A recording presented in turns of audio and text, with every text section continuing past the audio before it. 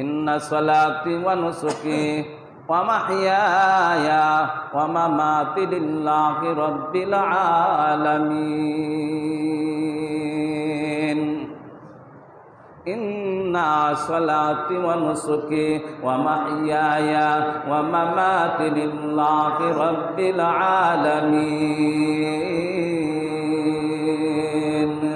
আমার নামাজ, আমার রোজা, আমার কুরবানি, আমার দান সদকা, আমার রোজা, আমার দান সদকা, আমার কুরবানি কার জন্য? কার জন্য? আল্লাহ তাআলা বান্দাকে বুঝাইয়া দিয়েছে, বান্দা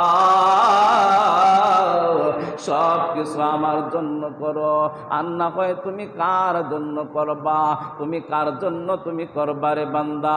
দুনিয়ার মানুষ হইল বেঈমান। তুমি কার জন্য করবা? যা করবা আমার জন্য করবা।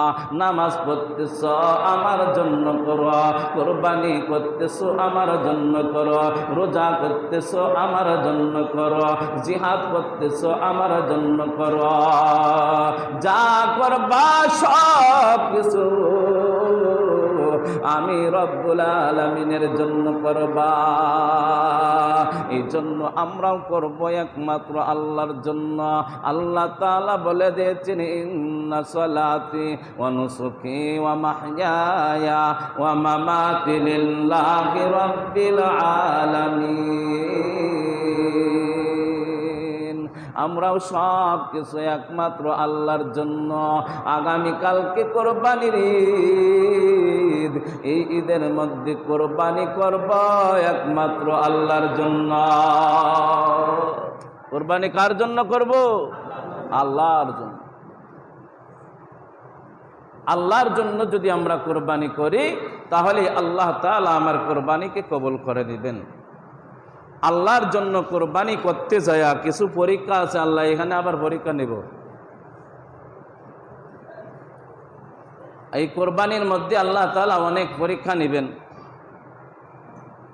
যেমন বাবা ইব্রাহিম আলাইহিস সালাতু ওয়াস সালামকে আল্লাহ তাআলা পরীক্ষা নিয়েছিলেন, তেমন ভাবে আমাদের কাছ থেকে আল্লাহ তাআলা পরীক্ষা কম নেবেন না। আমাদের কাছ থেকে পরীক্ষা নেবেন কিভাবে? যে আমরা যে কোরবানি পশু জবাই করব, কোরবানি করব, হুজুর আকরাম সাল্লাল্লাহু আলাইহি ওয়াসাল্লাম বলেছেন, এই গোশত তোমরা ইচ্ছা করলে নিজেরাও খাইতে পারো, আর ইচ্ছা করলে লোকজনদেরকে দিয়াও খাইতে পারো, আশেপাশের গরিব মিসকিনদেরকে দিয়া খাইতে পারো, আত্মীয় স্বজনদেরকে দিয়া খাইতে পারো। আর যদি তোমার মনটাই না চায় যে না আমি কোরবানি দিছি, এত কষ্ট করে এটা খাই না, আমি আর কাউকে দিব না, আমি নিজেই, ফ্রিজ তো বড় ফ্রিজ আছে, ফ্রিজের মধ্যে বইরা সারা বছর খাইমু, অসুবিধা নাই, এটাও চলবো। তবে নবীজি বলছেন, এইটা যদি তুমি করো, কাউকে যদি তুমি না দেও, নিজে খাইবা, খাইতে পারবা, কিন্তু তোমার একটা পরিচয় হয়ে যাবে। তোমার পরিচয়টা কি? তুমি বখিল। কি পরিচয়? আমি কাউকে দিলাম না, আমি কাউকে না দিয়া আমি নিজেই ফ্রিজের মধ্যে গোশত রেখে আমি নিজেই সারা বছর খাইলাম, এটা আমার জন্য জায়েজ, কোনো সমস্যা নাই। কিন্তু আল্লাহর নবী বলেছেন তুমি বখিল, তুমি খিফন। যদি কাউকে না দেও তাহলে তুমি কৃপণতা করলা। এই কৃপণকে আল্লাহ তাআলা জান্নাত দিবেন না। কৃপণকে কি দেবেন না আল্লাহ? কোরবানি দিয়ে আমার লাভটা কি হইব যদি না দেই? কোরবানির মধ্যে যদি আমি কৃপণতা করি তাহলে আমার লাভ কি হবে? জান্নাত তো আমি পাইব না। খালি গোশত, মজার গোশত খাইলে কি হবে? জান্নাতেরও তো দরকার। সেই তো কামিয়াব, যেই ব্যক্তি জান্নাত পাবে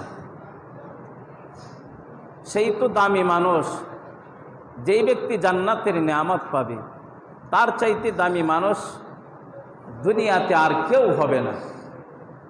এজন্য হুজুর পাক সাল্লাল্লাহু আলাইহি ওয়াসাল্লাম বলেছেন, তোমার কোরবানির গোশতকে তিনটে ভাগ করো। তুমি যে পশু কোরবানি দিতেছো এই পশুটাকে তোমরা তিনটা ভাগ করো। তিনটা ভাগ কইরা একটা ভাগ তুমি নিজের লাগে রাখো, কারণ কোরবানি দিছি কার জন্য?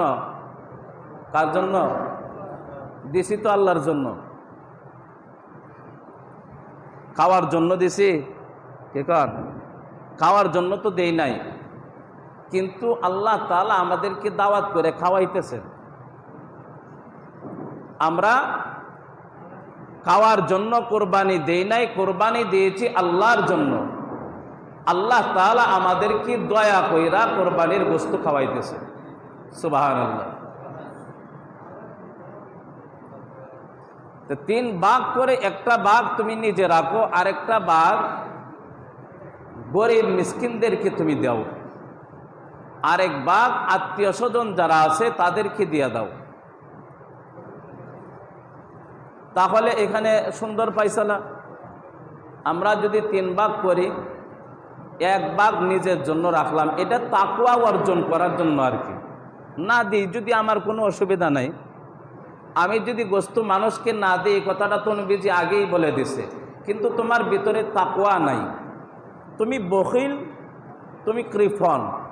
গোশত ফ্রিজের মধ্যে বইরা সারা বছর খাও, খাইতে পারবা, মজা যা লাগে তুমি খাও, মজা মজা কইরা তুমি গোশত খাও, কিন্তু জান্নাত পাইবা না, কারণ কৃপণের জন্য আল্লাহ তাআলা জান্নাতকে হারাম করে দিয়েছে।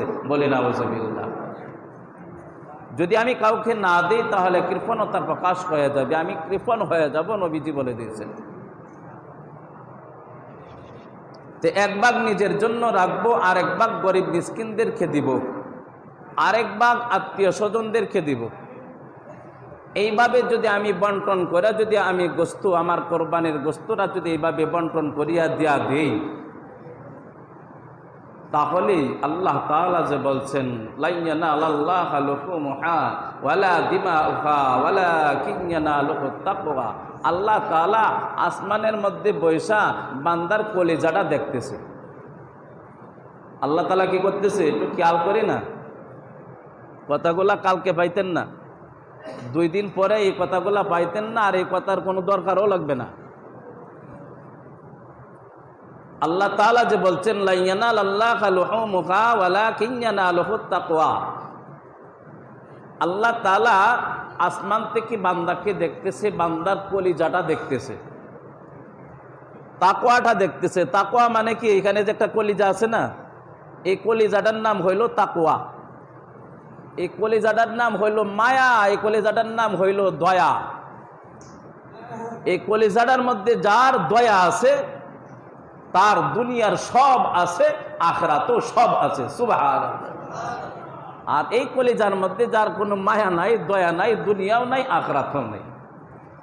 তো এই তাকওয়াটা, এই কলিজাটাকে আল্লাহ তাআলা, তুমি যখন কোরবানি করবা তখন আল্লাহ তাআলা আসমানে বৈশা থেকে বান্দার কলিজাটার মধ্যে তাকায়া তাকায়া দেখতেছে, যে দেখে বান্দাকে যে বলে দিলাম কোরবানি করার জন্য, বান্দা তো কোরবানি করছে, এখন দিয়ে গোশত নিয়ে কি করে? গোশত নিয়ে মায়া করে না দয়া করে?